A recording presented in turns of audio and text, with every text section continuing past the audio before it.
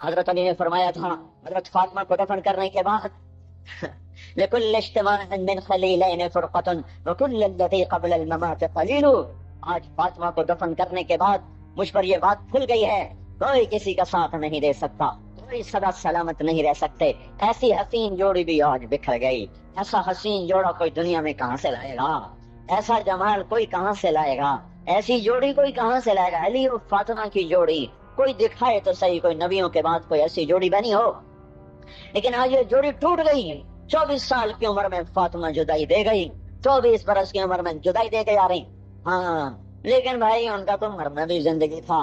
پانی کے لیے اپنی فاطمہ سے فرمایا میرے غسل کا پانی رکھو، فاطمہ نے پانی رکھا، خود غسل فرمایا، پھر اس کے بعد چارپائی کو درمیان میں رکھوایا اور کپڑے پہنے اور فرمایا، علی اس وقت کہیں باہر نکلے تھے، فرمایا اب میں مر رہی ہوں، میرا غسل ہو چکا ہے، مجھے دوبارہ غسل نہ دینا، یہی میرا غسل ہے اور علی کو بتا دینا، اور وہ گئی۔ ہاں آپ نے کہا تھا حضرت فاطمہ سے میں جا رہا ہوں، انہوں نے پھر آپ نے پھر کان میں کہا نہیں نہیں تو غم نہ کر، سب سے پہلے تو ہی مجھ سے آ کے ملے گی، پھر وہ ہنسنے لگی، حضرت عائشہ رضی اللہ عنہ دیکھ رہیں گے، پہلے روئی پھر ہنسی، تو کہا یہ کیا بات ہوئی، کہا مجھے میرے باپ نے کہا میں جا رہا ہوں تو مجھے رونا آیا، تو پھر انہوں نے فرمایا تو غم نہ کر، سب سے پہلے تو ہی مجھ سے آ کے ملے گی، تو پھر میں خوش ہو گئی۔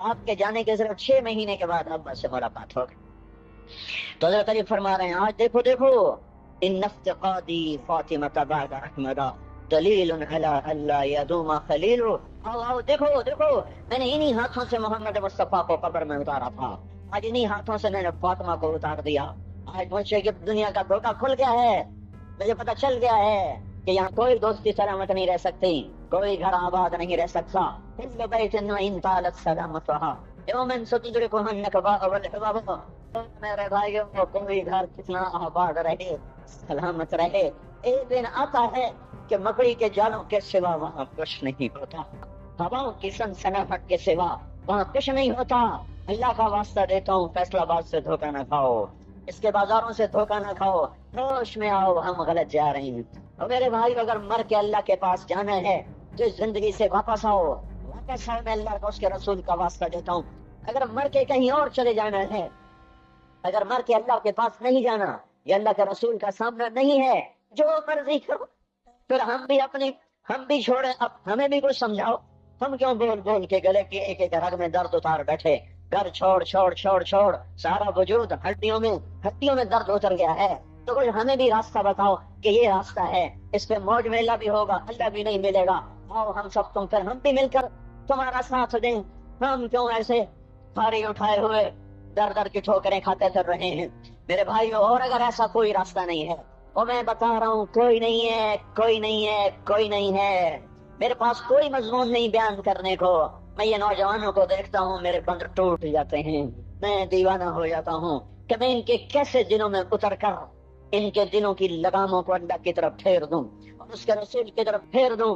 یہ جب گانے بجانے میں ڈوبتے ہیں، جب یہ رقص گاہوں پر چلتے ہیں، جب یہ تاجر غلط تولتے ہیں، اور جب یہ بینک سے قرضے لے کر لمبے لمبے نظام بناتے ہیں، پرائز بانڈ خرید کر دعائیں مانگتے ہیں، اللہ میرا بانڈ نکل آئے، او میرا بھائی تجھے کیا ہو گیا، تو جوئے پر دعائیں کر رہا ہے کہ یا اللہ میرا بانڈ نکال دے، میں کیسے ہوش میں لاؤں، میں تو خود مدہوش ہو چکا ہوں، میں تو صدمے جیسے آدمی کو پاگل کر دیتے ہیں، دیوانہ کر دیتے ہیں، وہ دیوانگی کی کیفیت ہے کہ کوئی سنتا ہی نہیں، کوئی مانتا ہی نہیں، 4 دن کے تھوڑی دیر کے لیے ہائے ہائے کرتے ہیں، پھر وہی ڈگر، وہی راہیں، وہی غفلت، وہی صبحیں، وہی شامیں، کہاں سے کوئی آئے گا، کون سی آواز آئے گی، کوئی قیامت کے کڑکا کو سننا چاہتے ہو، کیا آسمان کے دھماکے سن کے توبہ کرنا چاہتے ہو، کیا آسمان کی بجلیوں کو کونجتا دیکھ کر پھر توبہ کرو گے، یا زمین کے کلیجے کو پھٹتا دیکھ کر پھر توبہ کرو گے، یا سمندر کی بفری موجوں کو چڑھتا دیکھ کر پھر توبہ کرو گے، یا ہواؤں کے جھکڑ بگولوں کو دیکھ کر پھر توبہ کرو گے، نہیں نہیں، پھر توبہ کا وقت نکل جاتا ہے، ابھی وقت ہے، ابھی ہم لوٹ آئیں، آ جائیں، قبروں کی وہ سیدگی یاد کرو، قبروں کے اندھیرے یاد کرو، میں آپ کو سنا رہا تھا، اس قبر نے مجھے روک لیا، اس کی ایک ایک مٹی کے ذرے نے مجھے کہا کچھ ادھر پڑھ دو، یہاں کوئی نہیں آیا، ہاں ہاں کوئی نہیں آیا کرتا، کوئی نہیں آیا کرتا، یہاں علی فاطمہ جدا ہو گئے، باقی کون ہمیشہ رہ سکتا ہے، جب جدائیاں ہوتی ہیں پھر کیا ہوتا ہے كأن لم تكن بيني وبينك خلة ولا حسن ود مرة في التباغض. پھر ایسا ہوتا ہے جب جدائیاں ہو جاتی ہیں پھر یوں ہوتا ہے کہ جیسے کبھی کوئی آیا ہی نہ تھا، کوئی مل بیٹھا ہی نہ تھا، کوئی ماں نہ تھی، کوئی باپ نہ تھا، کوئی بھائی نہ تھا، کوئی سنگی نہ تھا، کوئی ساتھی نہ تھا. اس طرح انسان بھلا دیتا ہے اپنے جھمیلوں میں گم ہو کر، ہنسی مذاق میں گم ہو کر. میں اس قبر میں کھڑا پڑھتا جا رہا ہوں، پڑھتا جا رہا ہوں، پڑھتا جا رہا ہوں. اس کا کتبہ ٹیڑھا ہو چکا ہے زمانے کی گردش نے اور ماضی کے بے رحم گردش نے اس کے سارے کتبے کو کالا کر دیا تھا. مجھے تجسس ہوا، میں دیکھوں یہ ہے کون جس کی قبر نے مجھ جیسے اجنبی کو رونے پہ مجبور کر دیا اور مجھے کھڑا کر دیا. میں قریب ہوا، میں نے جھاڑا تو پر لکھا ہوا تھا اللہ اکبر رستم ہند امام بخش. رستم ہند جس کے لیے مہاراج قالین بچھاتے، جس کو ہاتھیوں پہ سوار کروا کے لایا جاتا تھا، جس کے آگے پیچھے ڈھول بجتے تھے. اور جیسے آج کل یہ کرکٹ کے کھلاڑیوں کے آگے پیچھے خلقت ہوتی ہے، یہ وہ دور تھا جب پہلوانوں کے آگے پیچھے خلقت ہوتی تھی. آج اس کی قبر ویران ہو کر کہہ رہی ہے کوئی ادھر بھی تو پڑھ کے جب چلتا جائے، کوئی یہاں بھی تو کچھ تحفہ دیتا جائے. میرے محترم بھائیو، جب موت آئے گی تو کوئی اولاد یاد نہ کرے گی، کوئی ماں باپ یاد نہ کریں گے. مائیں لال بھول جاتی ہیں، ماؤں کو بچے بھول جاتے ہیں، ماؤں کو بچے بھول جاتے ہیں، باپ اولادیں بھول جاتے ہیں، بیویوں کو خامن مل جاتے ہیں، خامدوں کو بیویاں مل جاتی ہیں، یاروں کو یار مل جاتے ہیں. وہ تو ہم ہیں جو جا کے تہہ خاک سو جاتے ہیں. اکیلے تنہا زندگی کا سفر شروع ہو جاتا ہے. علی بن ابی طالب جیسا شاہ سوار، اللہ تعالیٰ کا مکرم محبوب انسان، جس کو اللہ کے نبی نے کہا علی تجھے بشارت ہو جنت میں تیرا گھر میرے گھر کے سامنے ہوگا. اتنی بڑی بشارت، علی تجھے مبارک ہو جنت میں تیرا گھر میرے گھر کے سامنے ہوگا. اتنی بڑی بشارت کا لینے والا، روزانوں کی رات کی فریاد. مجھے تو پتہ نہیں کہ میرا یہ بیان قبول ہے کہ مردود ہے، آپ کو پتہ نہیں آپ کی آمد قبول ہے کہ مردود ہے. آج 25 روزے رکھتے ہوئے ہو گئے، کچھ پتہ نہیں، اللہ تعالیٰ قبول کرے گا یا رد کر دے گا. بڑی ذات ہے. آج تک زندگی میں کوئی ایک عمل بھی نظر نہیں آتا جس پر ہم دعویٰ کر سکیں یہ کام تو میرا اللہ کو بڑا پسند آئے گا اور میری بخشش کا سامان ہو جائے گا. ہم فقیر لوگ ہیں میرے بھائیو، ہماری معیشت اتنی خراب نہیں ہوئی جتنا ہمارا ایمان خراب ہو گیا ہے. ہمارا فقیر اس کا چولہا ٹھنڈا ہوا ہے، ہمیں اس کا درد ہے، لیکن اس کے چولہے ٹھنڈے ہونے کا اتنا درد نہیں ہے جتنا اس کے ایمان کی انگیٹھیاں سرد ہو چکی ہیں، جتنا یہ درد ہے. کیونکہ یہ فقر مالداروں کو بھی حاصل ہے، اس یہ فقر پوری دنیا پہ چھا چکا. مالدار بھی فقیر ہیں، دکاندار بھی فقیر ہیں، تاجر زمیندار بھی فقیر ہیں. آج جو جتنا بڑا دنیا دار ہے وہ ایمان کا اتنا بڑا فقیر ہو چکا ہے، بھکاری ہو چکا ہے. کچھ نہیں ہمارے پاس، کوئی دعویٰ نہیں زندگی بھر کے کسی ایک عمل پر. جن کو جنت کے پروانے مل گئے. علی کا گھر میرے گھر کے سامنے، فاطمہ میری بیٹی جنت کی عورتوں کی سردار، حسن حسین جوانوں کے سردار جن کو جنت کے پروانے ملے. حضرت علی رات کو اٹھ کے رو رہے ہیں، آہن آہ من قلت الذات یبعد السفر ووحشت الطریق. اے میرے مولا مجھے معاف کرنا، میرے پاس عمل کوئی نہیں ہے. اے مولا مجھے معاف کر دے، میرا عمل تھوڑا ہے.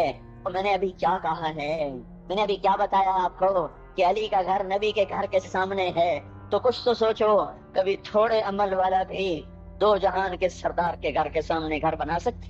کبھی تھوڑے عمل والا اتنے مرتبے پہ جا سکتا ہے؟ وہ کیا کہہ رہے ہیں، یا اللہ میرا عمل تھوڑا ہے تو میرے پاس کیا ہے جس کا میں دعویٰ کروں. یا اللہ میرا عمل تھوڑا ہے، یا اللہ مجھے تنہا جانا ہے، یا اللہ راستہ بڑا خطرناک ہے، یا اللہ عمل کا توشہ تھوڑا ہے.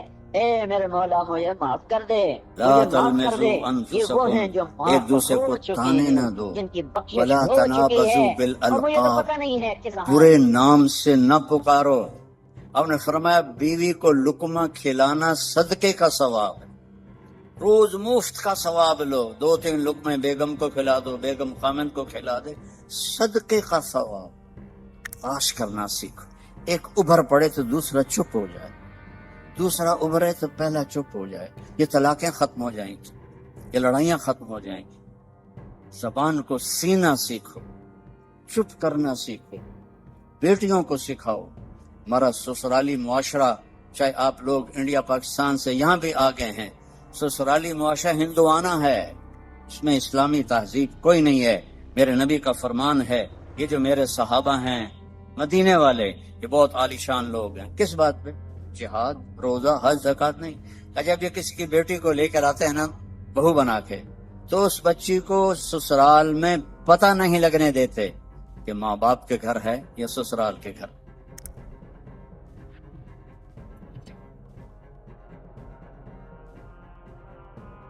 اگر آپ گھروں میں محبت کی زندگی گزارنا چاہتے ہیں، تانا دینا چھوڑ دیں. لا تلمزوا انفسکم، میرے رب کہہ رہا ہے لا تلمزوا انفسکم، ایک دوسرے کو تانے نہ دو.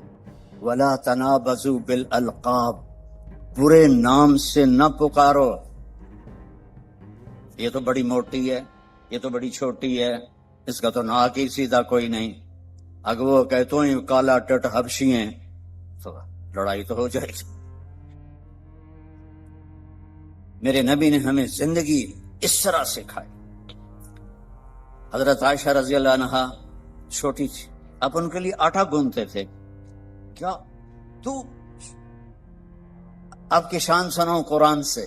والنجم اذا ہوا ما ضل صاحبكم وما غوا وما ينطق عن الهوى ان هو الا وحی یوحى علمه شدید القوى ذو مرة فاستوى وهو بالافق الاعلى ثم دنا فتدلى فكان قاب قوسين او ادنى. اتنی بڑی شان والا آٹا گوند رہا ہے، جھاڑو دے رہے ہیں. 9 بیویاں زندہ تھیں، اپنے کپڑے خود دھوتے تھے، پھٹ جاتا خود سیتے تھے، جوتا پھٹ جاتا خود بیٹھ کے سیتے تھے. آپ اپنا جوتا سی رہے تھے اور حضرت عائشہ چرخہ چلا رہی تھی. اب چرخہ، آپ کو کیا پتا چرخہ کیا ہوتا ہے؟ کسی عورت کو پتا ہے؟ وہ بڑے ہاتھ سے آئے جی شاباش. تو ہمارے بچپن میں تو ہماری ماں تو نوکرانیوں کو ایسے لائن میں بٹھایا ہوتا تھا اور وہ چرخے کاٹ رہی ہوتی تھی، تو پھر اس سے وہ کپڑا بناتے تھے ہمارے چولاہے. تو اب چرخہ کاٹ رہی تھی اور اللہ کے نبی جوتا اپنا سی رہے تھے. عائشہ میرا جوتا بھی سی دو. نہیں، خود سی رہے تھے. تو آپ کے ماتھے پر پسینہ آ گیا، پسینے میں سے نور نکل رہا. اور چونکہ جب روشنی پانی سے گزرتی ہے تو 7 رنگوں میں تقسیم ہو جاتی ہے، تو وہ رنگین شعائیں نکل رہی تھیں. تو حضرت عائشہ کا ہاتھ وہیں رہ گیا اور ایسے دیکھ رہی. تو تھوڑی دیر بعد اللہ کے نبی نے محسوس کیا کہ عائشہ کا چرخہ نہیں چل رہا. تو آپ نے آنکھ اٹھا کے دیکھا، عائشہ خیریت؟ چرخہ بند کر دیا. تو انہوں نے فی البدی شعر پڑھا، وَإِذَا نَظَرْتَ إِلَىٰ أَسِرَّةِ وَجْهِهِ حَلِلَتْ كَمَا تَحِلُّ الْبَدْرُ الْجَلِيُّ. میں جب آپ کے ماتھا انور کو میں نے دیکھا تو مجھے لگا جیسے 14ویں کے چاند سے روشنی نکل رہی ہے. تو آپ نے کہا عائشہ تو نے مجھے خوش کر دیا. تو آپ اپنا سامنے بیٹھ کے جوتا گانٹ رہے ہیں، حضرت عائشہ سے نہیں فرما رہے کہ اس کو ٹھیک کر. محبت کے طور پر ان کو لقمے کھلا رہے ہیں. آپ نے فرمایا بیوی کو لقمہ کھلانا صدقے کا ثواب ہے، روز مفت کا ثواب لو. 2-3 لقمے بیگم کو کھلا دو، بیگم خامن کو کھلا دے، صدقے کا ثواب. یہ میرے نبی نے ہمیں گھر کی زندگی سکھائی ہے، یہ گھر کی زندگی ہے. اور آپ میاں بیوی کے ذمے ہے ایک دوسرے کو اظہار محبت کرو. رشتے محبت کا اظہار سے پلتے ہیں. ایک آپ کو واقعہ سناتا ہوں. عرب میں بیوی سے عشق کا بتانا بہت عیب تھا. ہمارے ملک میں بھی ہے، رن مرید ہو گئے تو رن مرید ہو گئے، بیوی دے پیچھے لگ گیا. تو اور گرل فرینڈ کے لیے اشعار تھے، اشعار کھلم کھلا شعر پڑھتے تھے.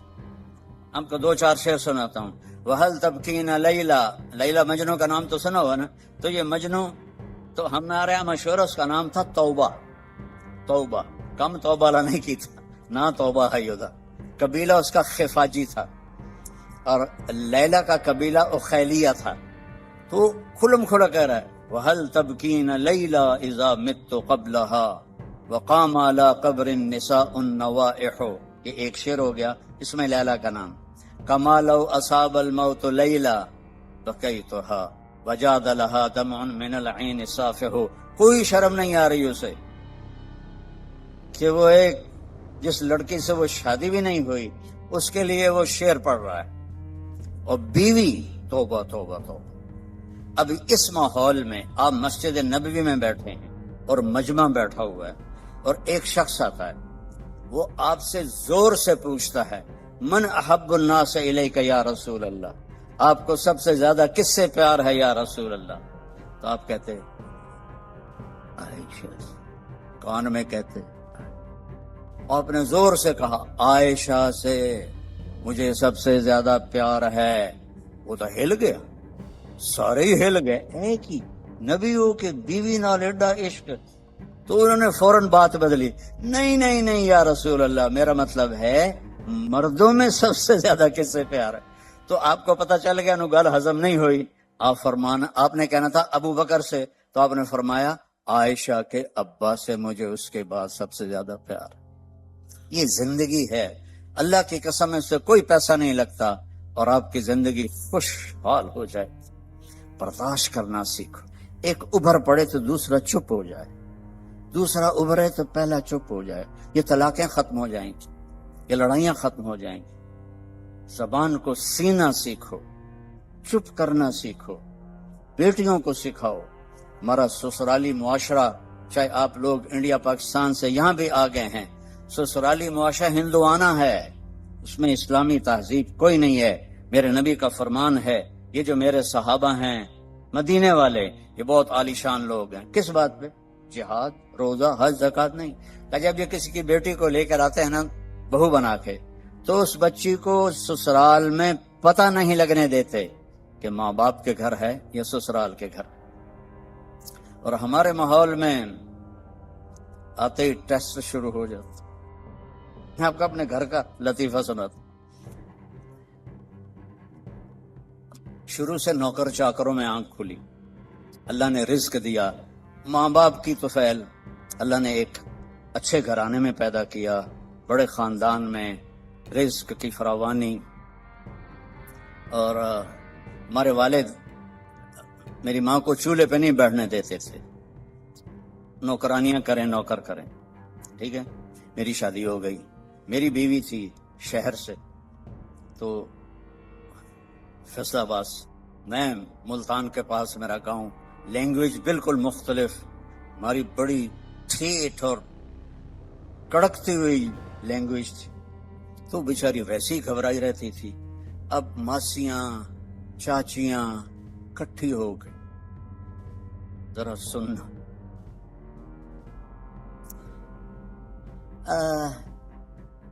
تیری ماں تا چولہے تے سڑدی پئی ہوندی ہے تے بیگم تیری ٹھک کے بیٹھی ہوندی ہے. مجھے اتنی ہنسی آئی. میں کہا میری ماں چولہے تے کداں سڑی ہے، میں بھی تھا ہی پیدا ہوئے. میری ماں تا چولہے تے بند ہی نہیں. میری ماں کو روٹی پکانے بھی پوری نہیں آتی تھی، سالن بنانا بھی پورا نہیں آتا تھا کہ میرے ابا جی ان کو کام نہیں کرنے دیتے تھے. نوکرانیاں تھی، نوکر تھے. اب وہ کہہ رہی تیری ماں تا چولہے تے سڑدی پئی ہوندی ہے.